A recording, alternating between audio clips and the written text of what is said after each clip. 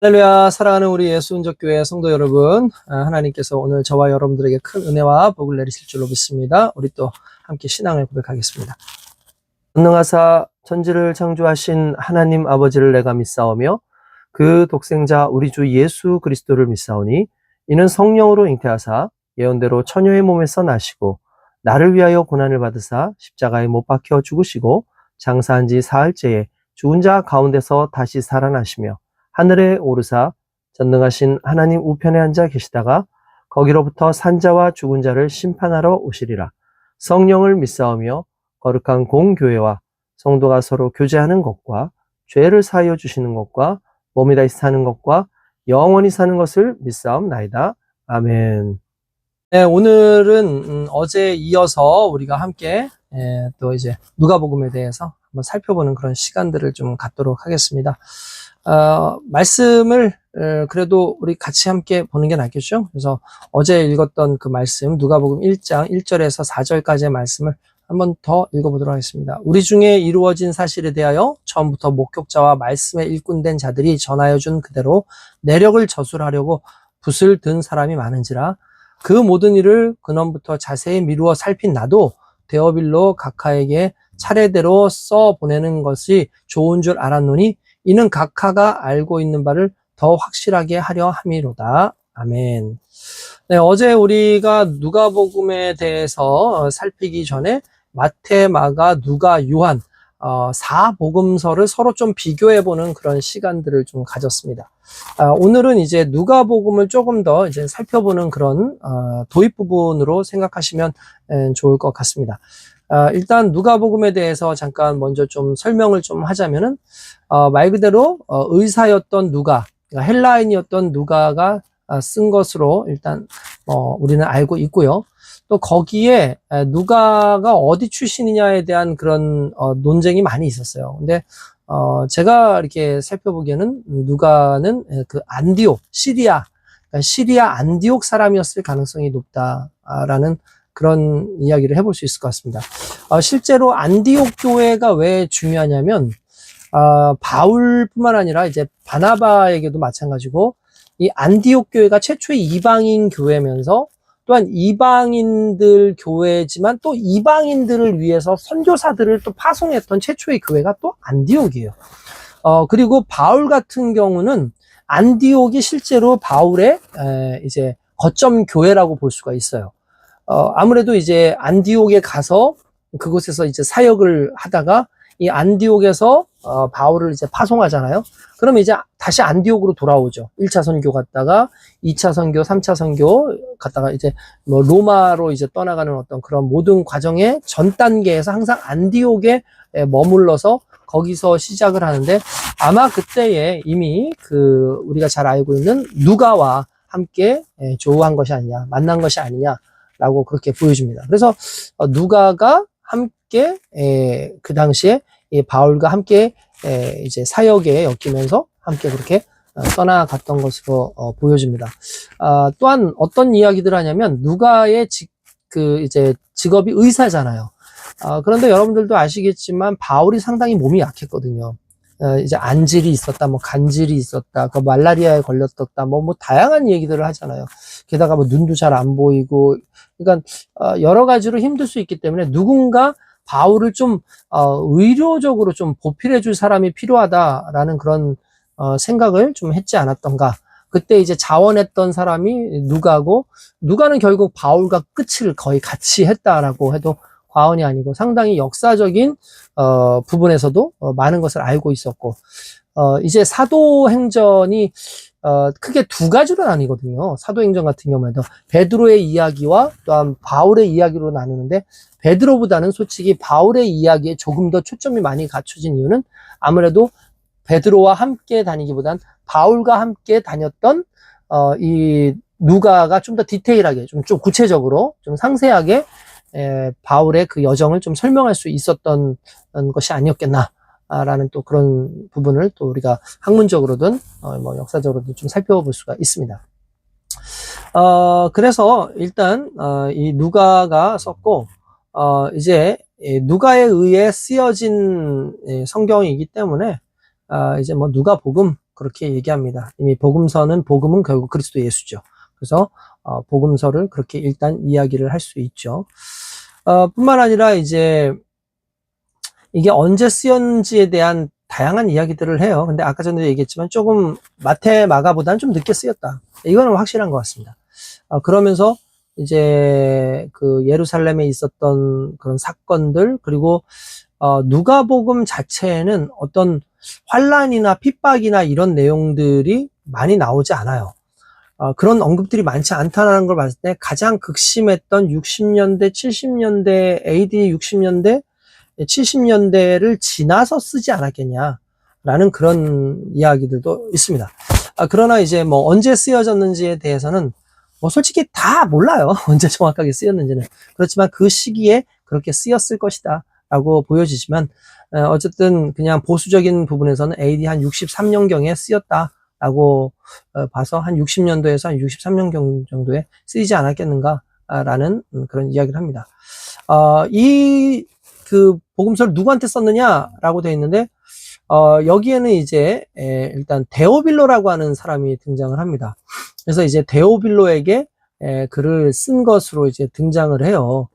물론 이제 여러분들도 이제 궁금하죠. 도대체 데오빌로라고 하는 사람이 누구냐라고 얘기를 하죠. 그러니까 원래 그 데오빌로라는 뜻 자체가 이제 이게 신앙적인 좀 뜻을 좀 가지고 있어요. 그래서 뭐 하나님의 이제 뭐 사람이라는 그런 어떤 의미를 가지고, 이제 데오 하면 이제 데우스, 데오 하면은 이제 하나님을 뜻하는 것이고, 이제 빌로 하면은 필로스, 그러니까 필리아, 사랑한다라는 거예요. 그러니까 데오 빌로 그러면 하나님을 사랑하는 자라는 뜻이거든요. 그래서 이제 어떤 사람들은 그래요. 데오 빌로가 사람 이름이 아니라 하나님을 사랑하는 모든 사람한테 쓴 글 아니냐? 라고 이야기를 하는 사람들도 이제 있습니다. 그러나 이제 우리가 그것을 또 그렇게 보기에는 또 그렇지 않은 것이 실제 사람이었던 것으로 보여지고요. 누가복음뿐만 아니라 사도행전도 데오빌로에게 이 글을 쓴다라고 되어 있습니다. 물론 이것은 뭐 그냥 단순하게 데오빌로 한 사람을 위해서 쓰는 건 아니죠. 데오빌로에게 자신을 지원해줬던 그 데오빌로에게 헌정하는 어떤 그런 책일 수는 있겠지만, 전체적인 모든 성도들을 위해서 쓴 것이 맞고요. 그리고 이제 그 로마의 그런 여러 가지 그 상황들을 봤을 때 데오빌로라는 이름들이 실제로 나와요. 그래서 이 로마의 관리, 또 특별히 이제 행정장관으로 이렇게 문안하는 내용들이 나옵니다. 그래서 정중한 일반 그런 인사말로서 쓰이는 경우도 있는데, 데오빌라는 이제 어떤 사람인지는 정확하게 몰라요. 왜냐하면 이제 데오빌라라는 그 장관도 나오고 뭐 로마 관리도 이렇게 나오거든요. 그래서 근데 누군지는 잘 모르겠습니다. 그렇지만 데오빌로가 이제 기사 계급의 당시에 좀 그래도 어느 정도 중진 기사 계급의 일원이었지 않겠냐라고 그렇게 좀 쓰여지는 부분이 있고요. 어쨌든 그가 누군지는 모르지만 각하라는 말을 쓴 것으로 봤을 때 그가 상당히 높은 직분에 있었다라는 것과, 그리고 그가 틀림없이 약간의 복음의 지식을 가졌을 뿐만 아니라 복음에 대해서 좀 이제 알고 싶어하는 이방인 개종자가 아니었던가라는 좀 그런 생각을 해봅니다. 그래서 오늘 성경에 나오는 어떤 그런 내용 속에 데오빌로 각하에게 내가 이 글을 쓴다라는 그 내용이 나오죠. 그래서 이 말씀을 이제 우리가 이렇게 보면서 이게 데오빌로라고 하는 사람에게 글을 썼구나라는 것을 좀 이제 보면은 좀 알 수 있다라는 걸 알 수 있고. 자, 그러면서 내용은 예수께서 유일하게 완전한 인간으로서 온 인류의 구세주가 되셨다라는 걸 좀 증거하는, 유일하게 완전한 인간으로 오셨다. 그러니까 우리가 여러분 잘 아시겠지만 죄 없는 인간, 그러니까 인간은 인간인데 어떤 인간? 죄 없는 인간으로 이 땅에 오셨다. 예수님께서 반드시 이 땅에 오셔야 되죠. 그걸로 성육신이라고 그러죠. 그거를 이제 인카네이션이라고 하는데, 성육신 하셔서 이 땅에 오셨다. 그래야지만 인간으로 오셔야지 인간의 죄를 용서하실 수 있으니까, 인간의 죄를 대신해서 죽을 수 있으니까. 그러니까 인간으로 오셔야 됐는데 그분이 바로 예수님이다라는 걸 좀 집중해가지고 이제 누가복음은 좀 이야기하고 있다라고 이제 보면은 된다라는 거죠. 특별히 누가복음의 내용의 구조는 약 한 크게 세 개의 묶음으로 나눠집니다. 이게 첫 번째가 뭐냐면은, 먼저 1장에서부터 4장까지, 4장 13절까지의 내용이 일단 발단 부분이라고 할 수 있는데, 예수님의 탄생과 소년기, 그리고 또 공생애를 준비하는 기간을 포함하고 있다라고 보시면 되고요. 그게 1단계고요. 두 번째 단계가 뭐냐면, 4장 14절에서 19장 27절, 상당히 좀 길죠? 고난 주간을 제외하고 예수님의 공생의 기간을 다루는 거예요. 그러니까 예수님께서 예루살렘에 입성하기 이전에 그 공생의 기간의 내용입니다. 그래서 갈릴리하고 유대와 베레아 지역에서 행하신 그 사역을 중심으로 기록해 놓았다라고 보면 되고요. 마지막 부분인 19장 28절에서 24장, 끝이 이제 53절인데, 이제 53절까지는 이제 예수님의 생애 중 마지막 한 주간인 그 고난 주간부터 부활 이후의 행적들을 기록하고 있다라고 보시면 됩니다. 그래서 크게 세 가지를 나눴다라는 건 좀 연대적이죠. 연대기적. 그러니까 시간의 흐름상으로 이렇게 썼다라는 것을 이제 우리가 보면은 될 것 같습니다. 뿐만 아니라 이제 이 누가복음의 메시지를 잠깐 좀 이렇게 간단하게 좀 요약을 하자면은, 일단 복음의 역사성, 복음이 허구가 아니라 예수 그리스도의 사역은 실제적으로 있었던 사역인 것이다 라고 이야기를 하는 부분이 있고요. 또 하나가 뭐냐면, 또 하나가 아니죠. 여러 가지가 있어요. 그러니까 인종과 혈통의 한계를 뛰어넘은 구원. 그래서 구원의 보편성, 보편주의. 그러니까 구원은 꼭 유대인만 받는 것이 아니라 예수 믿는 사람은 누구든지 받을 수 있다라는 그 위치에서 이제 누가복음이 또 쓰여져요. 뿐만 아니라 계층과 신분의 차이를 뛰어넘어요.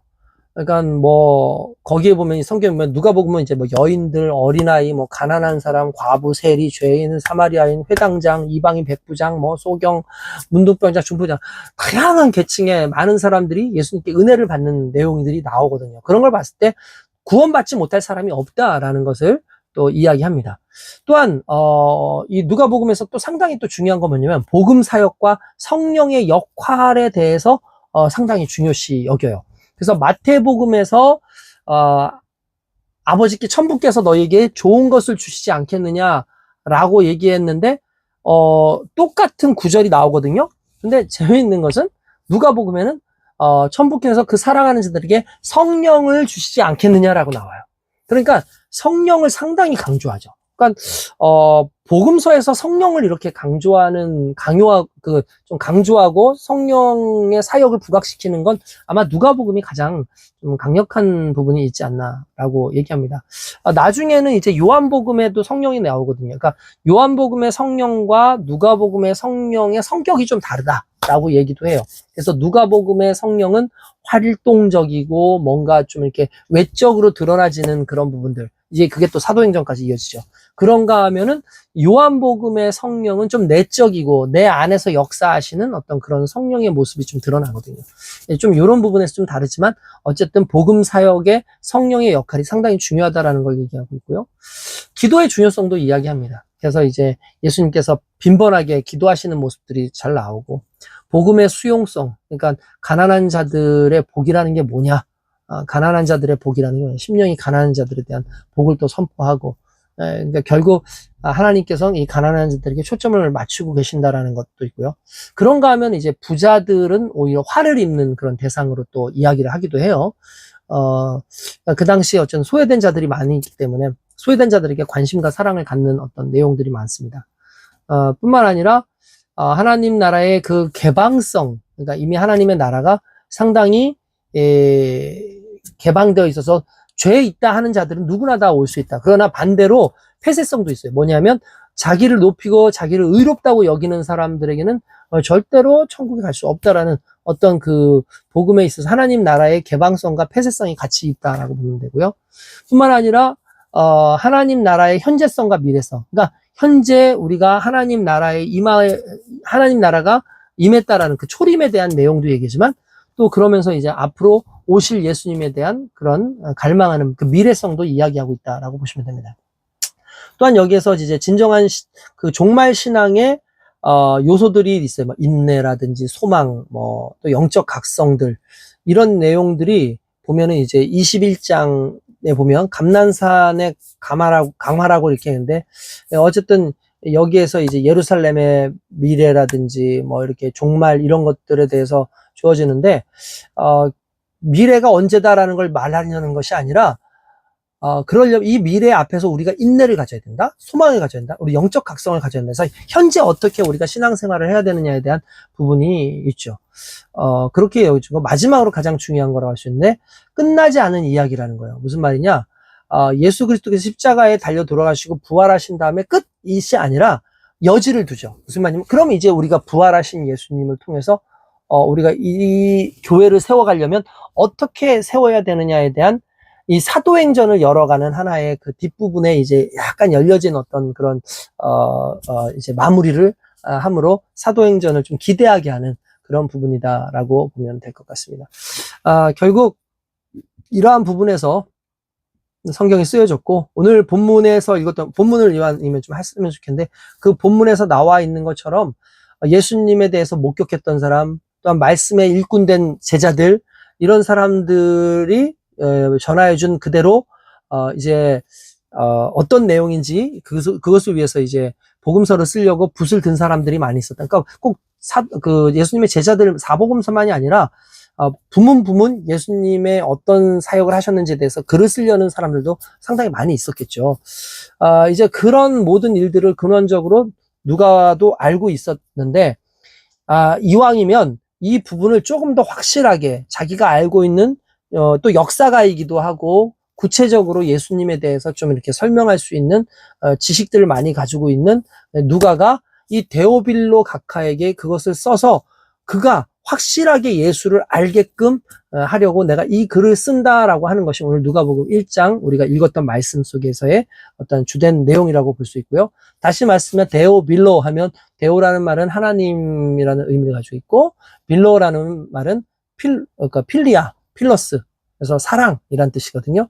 그러니까 하나님을 사랑하는 자라는 그런 이름을 가지고 있는데, 이런 것을 봤을 때 데오빌로는 그냥 일반적인 예수 믿는 사람들을 말하는 것이 아니겠느냐라고 말하기도 하지만, 그러나 여러 가지로 봤을 때 데오빌로는 아마 관계가 있는 예수님을 믿게 된 어떤 그런 사람이 아닌가. 또 이 복음서를 쓸 때 상당히 큰 지원을 해줬던 사람이 아닌가라는 좀 생각을 다시 한번 해봅니다. 어쨌든 누군가에게 예수 그리스도의 복음을 정확하게 알게 하기 위해서 쓰여진 것이 바로 누가복음이다라는 것을 일단 우리가 알 수 있습니다.